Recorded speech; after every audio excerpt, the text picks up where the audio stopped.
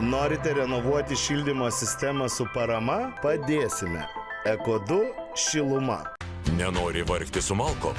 Patogus dujinis šildymas Saurida Gas. Operatyvu, sklandu ir patikima. Bio Tornado.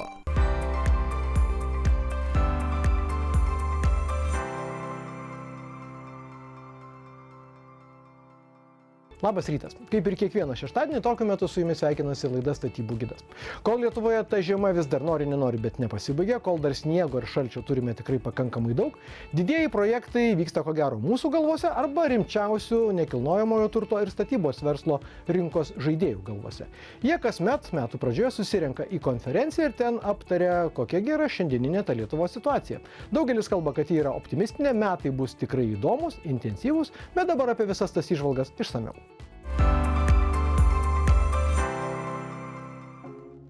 Metų pradžioje visi mėgstame planuoti, o be planavimo tikrai net ir mažo namuko nepastatysim. Ką jau kalbėti apie didelius projektus, kuriems reikia ir solidžių investicijų.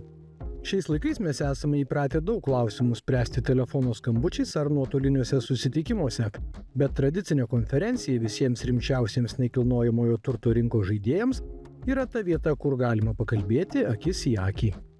Konferencija KOR yra Lietuvos nekilnojamo turto plėtros asociacijos iniciatyva, organizuojamas jau 14 metus renginys, turbūt vienas svarbiausių metuose NT bendruomenės sambūrių.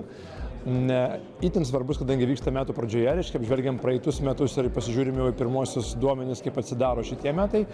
Tam tikrą darbotvarkę susidėliojam, kadangi dalyvauja ir visą laiką aplinkos ministerijos atstovai, Lietuvos banko, socialinės apsaugos, kitų ministerijų vadovai, reiškia tam tikrą darbotvarkę, kuri liečia ir nekilnojamo turto vystytojų temas, aptariam. Tai yra ir teisėkūra, ir būsto politika, ir įvairūs kiti klausimai, regioninė politika. Labai reikia pasidžiaugti, kad iš tiesų tai yra bendros Lietuvos renginys, ne tik Vilniaus renginys ar Kauno ar Klaipėdos, bet kalbam apie visus regionus, tai kas aktualu nuo turbūt Naujosios Akmenės iki Šalčininkų. Renginys skirtas visiems nekilnojamo turto rinkos profesionalam, arba norinčiais jais tapti, nes kalbam nuo iki, nuo projektavimo, finansavimo, įgyvendinimo, perinam per visą ciklą, apžvelgiam, kas vyksta regione, kas vyksta didmiesčiuose, būsto naujausia statistika, pasiūlymai dėl verslo sąlygų gerinimo ir panašiai. Bet turbūt svarbiausia, kad tai yra susitikimų vieta. Tai yra vieta, kur susitinka virš 400 nekilnojamo turto rinkos žaidėjų iš visos Lietuvos, reiškia pagauti aktualų žmogų, reikiamą žmogų dirbantį su NT ar finansuojant NT. Galima tikrai čia, šią dieną, visą dieną, nuo pat ryto iki vėlyvo vakaro, iki after party, kuris vyksta, taip pat galima prieiti, susipažinti, pristatyti, pasikeisti kontaktais, nes šitie renginiai yra apie ryšius. Ryšiai kuria verslą, ryšiai kuria investicijas, tai mes sudarom prielaidas ir suteikiam erdvę tiem ryšiam atsirasti. Įvairių sričių verslo atstovai, architektai, urbanistai, investuotojai, viešojo sektoriaus žmonės, ekonomistai ir teisininkai savo patirtimis ir rinkos įžvalgomis dalyjosi solidžiuose pranešimuose.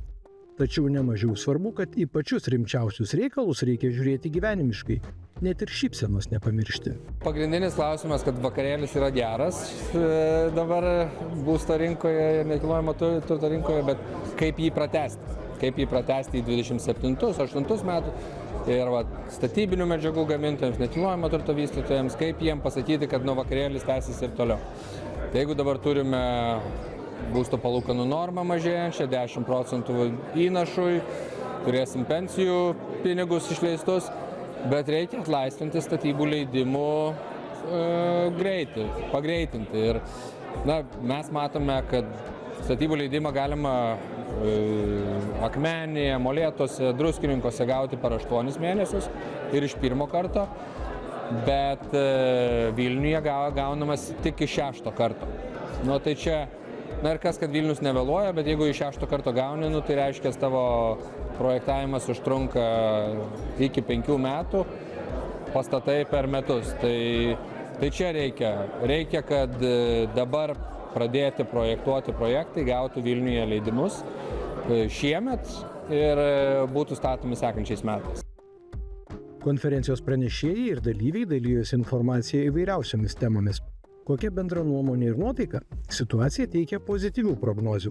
O nekilnojamasis turtas gali prisidėti ne tik prie šalies gynybos, bet ir prie kur kas asmeniškesnių rodiklių gerinimo. Turbūt daugiausiai dėmesio skiriam būsto politikai, kadangi Lietuva rengiasi šią būsto politiką, ES yra pristačiusi savo būsto politiką, kurią Europos komisija gruodžio mėnesį paviešino, tai kalbam, kuo Lietuvos NT verslas gali prisidėti prie jos įgyvendinimo, kokia jinai turėtų būti kuo taiklesnė, nes dabar būstą kuria tik tai privatus sektorius. Tai kaip viešam sektoriui prisidėti, paskatinti kokiam finansiniam priemonėm, planavimo priemonėm, padidinti būsto prieinamumą, nes tai valdo ir kainų tada augimą ir aplamai prisideda prie žmonių noro net ir susilaukti vaikų, sakykime, kas yra labai svarbu, nes demografija irgi yra viena iš mūsų šiandienos temų. Lietuvoje jau gimsta mažiau negu vienas vaikas vienai moteriai. Tai yra labai, toks tikrai raudona lemputė visai mūsų ekonomikai, visam mūsų ir šalies saugumui, ir ūkio saugumui, ir ūkio tvarumui. Tai reiškia, kad turim galvoti ir ieškoti sprendimų, kaip paskatinti šeimas susilaukti daugiau vaikų, ir nekilnojamo turto prieinamumas, įperkamumas yra viena iš labai svarbių temų. O mūsų šalies verslas bei statybų sektorių žmonės savo žvilgsnius kreipia ne tik į plėtrą Lietuvoje. Pasaulis šiais laikais yra visai šalia mūsų, o pinigų rinkoje atrodo netrūksta ir turėtų atsirasti dar daugiau. Šitie metai iš tiesų ir šitie, ir kiti, matyt, vien dėl antros pakopos pensijų reformos lėšų, dėl sumažinto pradinio įnašo pirmajam būstui bus aktyvus. Ir tą matom ir dabar vystytojų nuotaikose. Mes turime netgi tokį rodiklį, kurį galim pamatuoti skaitinę išraišką, matuojam Lietuvos nekilnojamo turto vystytojų lūkesčių indeksą. Ir šiemet tas indeksas yra gana aukštai. Iš 100, taip sakim, skalės yra 72. Toks pats buvo ir pernai. Dar anksčiau buvo truputį mažesnis, tai matom, kad toks nuosaikus optimizmas yra besitęsintis. Aišku, viena vertus būsto rinka labai užkelia to optimizmo, biurų rinka truputį yra nuosaikesnė, dėl to truputį valdo tokie iššūkiai kaip gana aukšta biurokratija vis dar kai kuriuose, sakykime, srityse, ne iš pirmo, ne iš antro, trečio karto gaunami statybos leidimai, sklypų trūkumas ir, aišku, geopolitinė situacija. Tokie dalykai neramina ir neleidžia mums šauti dar aukščiau, bet jeigu taip įvertinus tą mūsų tokį sąlyginį uždarumą ir optimizmą viduje, kuo mes dažnai esam tokie ir Europos kontekste išsiskiriantis, ten bendri vidaus produktai šalyse krenta, pas mus auga, rodikliai pardavimo krenta, pas mus auga, ekonomika ten tokia apie nulį, pas mus jinai yra auganti. Tai čia matytas mūsų sąlyginai nedidelės, kompaktiškos, bet stiprios, tvarios ekonomikos ir nekilnojamo turto rinkos išdava ir privalumas. Kai kurie konferencijos dalyviai atvirai kalbėjo ir apie problemas, kurios temdo optimistiškas prognozes. Vilnius išlepo dėmesio ir Vilniaus savivaldybė suprato, kad čia visi nori, tai palauks. Nebus tas palaukimas. Verslas gali investuoti Lenkijoje, gali investuoti Rygoje, Taline ir pinigai nelaukia, ta prasme, ir komandos yra suburtos ir jos turi užsimti darbą. Tas milijardas, kuris dabar gali būti investuotas per ateinančius metus į Vilnių, jis turi gauti leidimus, eiti į priekį, o ne išsidirbinėti ir sakyti, mes čia pažiūrėsime, iš 6 karto tik pritarsime, vidutiniškai iš 6. Tai čia kalbam apie vienbučius, kaip individualūs namai tik greičiausiai greičiau gauna, o daugiabučiai dar vėliau gauna. Planavimas yra gerai Vilniuje, turi miestas planuoti, bet tas planavimas neturi stabdyti dabartinių daromų investicijų. Ir jeigu šiemet nebus atrištas kranelis statybų leidimų, sekančiais metais nebeturėsime ką parduoti. Kol kas žiemiški orai kiek stabdo darbus lauke, tačiau akivaizdu, kad pavasarį Lietuva tikrai primins didelę statybvietę. Ir žaliavos, ir darbuotojai, ir statybų leidimai, ir lūkesčiai bei finansai taps svarbiomis detalėmis, kad statybų norai ir realijos žengtų greta. Mūsų visų laukia tikrai intensyvūs metai.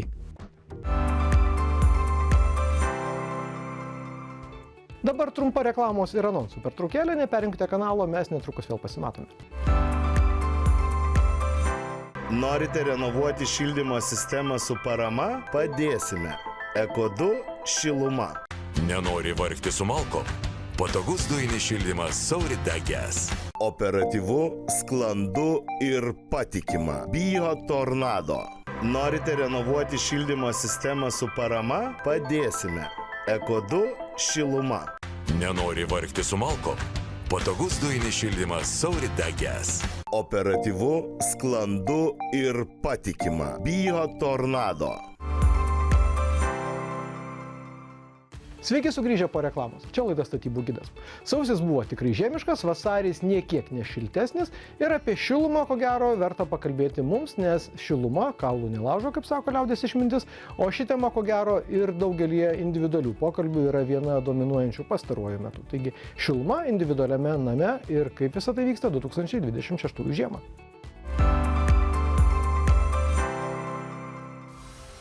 Patogus namų šildymas jau tapo kasdienybė kiekvienose namuose, nepriklausomai nuo pastato amžiaus.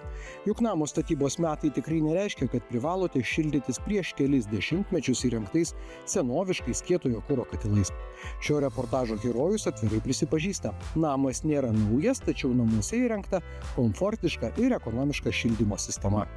Pastatas yra senas, čia yra ūkinis pastatas, ūkinės paskirties pastatas, kuris kažkur 80-mečio pradžioje buvo pastatytas ir aš jį renovavau.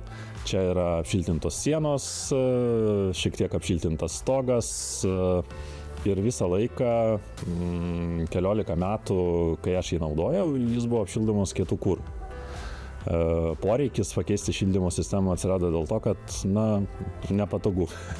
Trūko autonomiškumo ir užtrukdavo per daug laiko, ruošiant malkas, kraunant kurą, kūrenant katilą ir kuo toliau, tuo labiau norėjosi kažko, kas būtų labiau komfortiška. Nusprendę atsinaujinti, šeimininkai svarstė ne vieną galimą alternatyvą. Granulinis katilas geriau, bet irgi turi trūkumų. Iki pastato atvesta elektros linija labai negalinga, todėl šilumos siurblio variantą teko atmesti. Gamtinės dujos yra santykinai netoli, bet kai paskaičiuoji, kiek kainuotų atvesti dujas iki sklypo ir katilinės, paaiškėja, kad tokios investicijos tikrai neatsipirktų.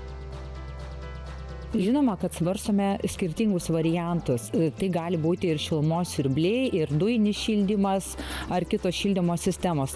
Tačiau visą laiką atsižvelgi kliento poreikius, jo galimybės, namo charakteristiką ir kitas aplinkybės ir stengiasi parinkti geriausią sprendimą. Šiuo atveju šilumos siurbliai kaip ir buvo patogus variantas, komfortiškas, šiuolaikiškas, tačiau buvo niuansų, dėl kurių šiam pastatui netiko. Tai konkrečiai kalbant, neužteko elektros galios įvado. Tada su klientu pasikalbėję nusprendėm, kad dujinio šildymo sistema tikrai labai tiktų, nes namo kvadratūra, namuose esama santechninė dalis puikiai tiktų sauridas šildymo sistemai. Klientas minėjo, kad namuose yra radiatorinis šildymas, sistema pakeista nesenai, tad norėjosi, kad kuo daugiau sutaupyti, kuo būtų ekonomiškesnis variantas, kuo mažiau pokyčių ir lengvesnis montavimas. Tad dujinis šildymas labai tiko prie namo santechnikos. Svarbiausia buvo tai, kad ta šildymo sistema būtų kuo labiau autonominė, tai yra, kad jas nereikėtų prižiūrėti, kad jinai galėtų veikti pastoviai, kad galima būtų įjungti ir palikti ten savaitę, 2 mėnesiui. Tai čia tikrai buvo labai svarbu. Kitas aspektas, aišku, yra patogumo aspektas, tai yra nesinori nieko daryti, norisi, kad tiesiog grįžti po darbų, namuose šilta, nieko nereikia daryti. Išmanioji šildymo dujomis sistema gali būti valdoma nuotoliniu būdu, telefonu. Tačiau šeimininkai pripažįsta, kad užtenka namo viduje esančio belaidžio valdymo pulto. Dienai ir nakčiai nustatoma reikalinga komfortiška temperatūra. Ir viskas automatiškai. Saurida šildymo sistema, kaip ir daugelis šiuolaikiškų modernių sistemų, nieko nenusileidžia savo patogumu, automatizuotų veikimu ir ekonomiškumu. Nes yra galimybė nusistatyti tiek vidaus patalpų temperatūrą, kurios yra nekintamos, jos ir išlieka tokios, kokias klientas pasirenka. Tam tarnauja išmanūs valdikliai. Ir netgi, pavyzdžiui, jeigu yra lauko ir vidaus davikliai, jie yra sujungti ir jeigu staiga lauke atšąla, vidaus įrenginys katilas priima tą informaciją gaudamas iš lauko žemą temperatūrą ir palaipsniui namuose kelia katilo šildymo temperatūrą. Tai išvengiama didelių temperatūrų šuolių ir gerokai padeda ekonomiškiau šildyti namus. O klientai džiaugiasi visą laiką pastovę ir ir nekintančią temperatūrą. Kalbant apie montavimą, iššūkių nebuvo, kadangi pati sistema kieto kuro jau buvo pakankamai šiuolaikiška, visi radiatoriai yra prijungti prie vieno kolektoriaus ir užteko tiesiog naują dujinį katilą prie to paties kolektoriaus prijungti ir jį naudoti. Katilinėje liko ir kietojo kuro katilas, jei kada nors kiltų noras sunaudoti turimą malkų likutį. Kombinuotai sumontuota šildymo sistema klientui suteikia galimybę rinktis, gal kokią dieną ir malkas pakūrenti. Tačiau nuolatiniu sprendimu pasirinktas automatizuotas dujinis šildymas.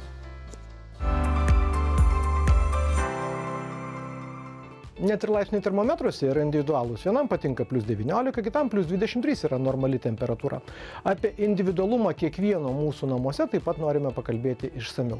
Dažnai tas individualumas ne vien spalvos, ne vien medžiagos, bet kartais ir matmenys. Pavyzdžiui, aukštos lubos arba super originalios durys.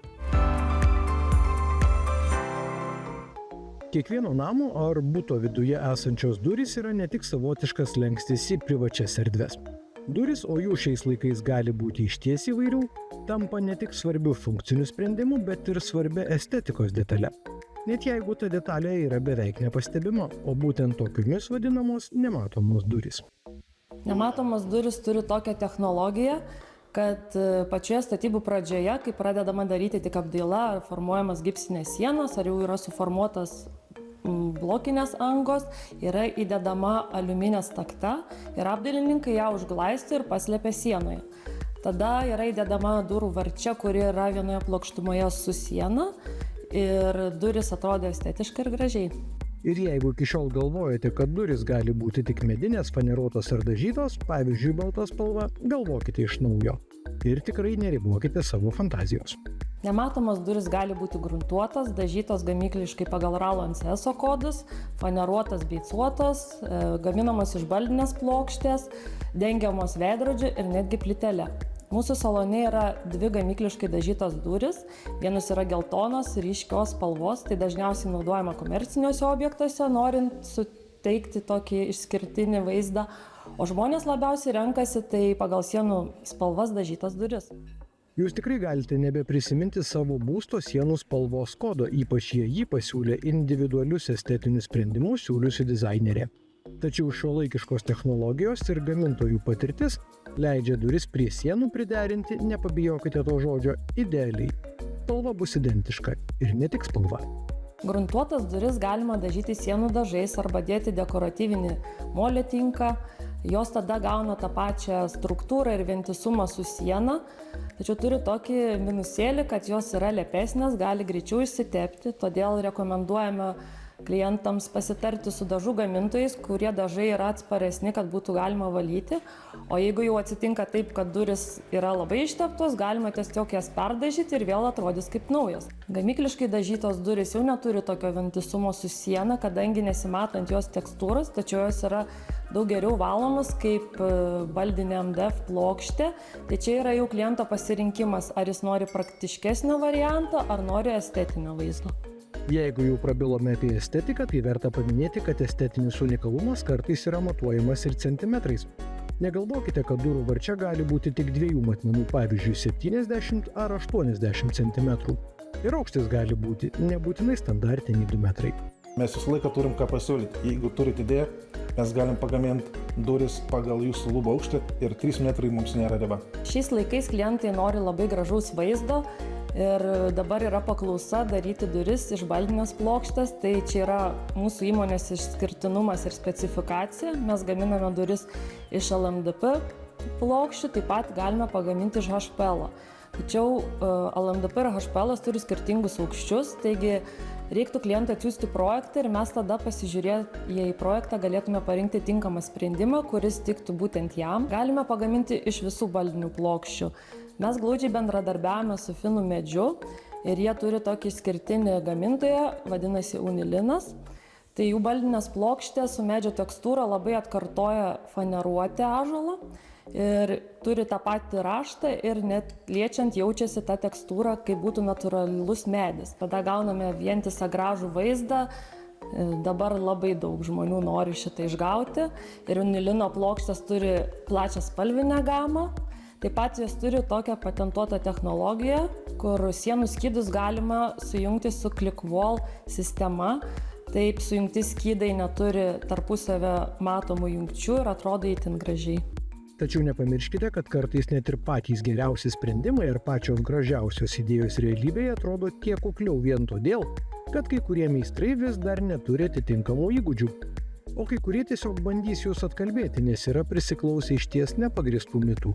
Vienas iš mitų būdavo, klientai klausė, kaip dažyti duris, kad jų negalima sienų dažais dažyti, bet tai yra įmanoma, tiesiog reikia pasirinkti tinkamus dažus. Kitas iš mitų yra, kad klientai sako, kad pas juos visus yra standartinio dydžio angos, bet kai paaiškėja pas vienus 2 metrai, pas kitus 2,20 ir jie laiko tai standartu. Iš tikrųjų, nematomom durim yra standartas 20x80, 20x90, bet galim pagaminti įvairaus dydžio duris. Dar yra vienas mitas, kad nematomos duris yra netvirtos, kad toje vietoje, kurios yra paslėptos sienoje, stakta gali sutrūkinėti. Tačiau tai priklauso nuo jūsų apdailininkų ir montuotojų. Reikia rinktis atsakingai, nes daug žmonių yra nukentėję nuo nelabai gerų meistrų.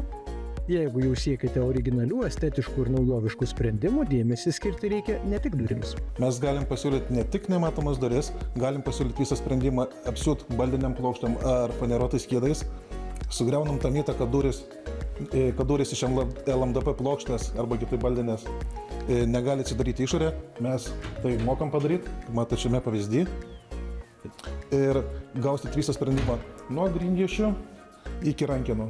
Dar viena detalė, kuri džiugins jūsų akį ir kurią tikrai pastebės ir įvertins jūsų svečiai, tai naujoviškos grindjuostės, Lietuvą pasiekiančios iš Italijos. Šešėlinė intarpo grindjuostės, štai matot pavyzdukį, vežamės jas iš Italijos. Grindjuostės sukuria vaizdą, kad grindys pasislėpia sienoje ir turim išskirtinį minimalistinį stilių. Šias grindjuostės reikia nusistatyti apdailos pradžioje ir žinant, kokios bus grindys.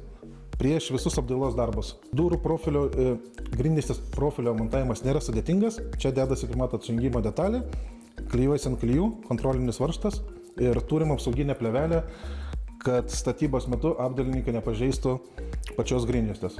Ir įgausite dėl to išskirtinį stilių, nes atrodys, kad sienos yra ore, kabo ore ir turėsit minimalistinį gražų stilių su durim. Mes visą laiką laukiam architektų, dizainerių, su kuriais jau dabar glaudžiai dirbam, visą laiką ieškam naujų partnerių ir visą laiką galim pasiūlyti geriausią sprendimą arba rasti sprendimą, kad išpildyt visus kliento lūkesčius. Tad net ir toks rodo standartinis būsto elementas kaip duris gali tapti tikrai išskirtiniu estetiniu ir funkcionaliu akcentu jūsų namuose.